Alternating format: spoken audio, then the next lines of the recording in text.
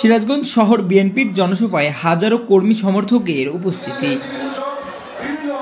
শুক্রবার বিকেলে পৌর এলাকার জানপুরে শহর বিএনপি আয়োজিত এই জনসভায় প্রধান অতিথি হিসেবে উপস্থিত ছিলেন সিরাজগঞ্জ জেলা বিএনপির সভাপতি সাবেক সংসদ সদস্য রুমানা মাহমুদ। এ সময় তিনি বলেন, সময় নষ্টের সুযোগ নেই। আসন্ন নির্বাচনে জনসমর্থন অর্জনের জন্য নেতাকর্মীদের মাঠে সক্রিয় থাকতে হবে।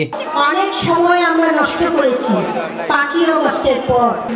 এখন প্রস্তুতি নিতে হবে আমরা নির্বাচন কি করে করব।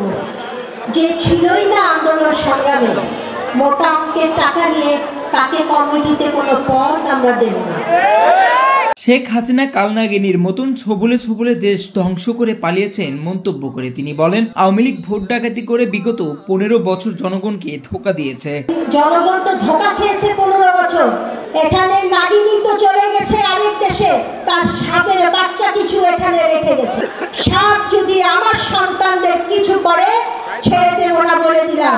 এছাড়াও তিনি অভিযোগ করেন, বিএনপির সুনাম নষ্ট করতে একটি মহল ষড়যন্ত্রে ব্যস্ত। রুমানা মাহমুদ যদি বানভাসী ভাই বোনদের জন্য টাকা চায়, সেটা কি চাঁদাবাজি? এই 15-17 বছরে মাত্র এইটুকু টাকা চাঁদাবাজি আমি করব? অসম্ভব। তাহলে রুমানা মাহমুদ চাঁদাবাজি করে না। সিরাজগঞ্জ পৌর বিএনপির সভাপতি সেলিম ভুইয়ার সভাপতিত্বে ও সাধারণ সম্পাদক মুন্সি আলমের সঞ্চালনায় জনসভায় আরও বক্তব্য রাখেন ছাত্রদল, যুবদল ও জেলা বিএনপির শীর্ষ নেতৃবৃন্দ।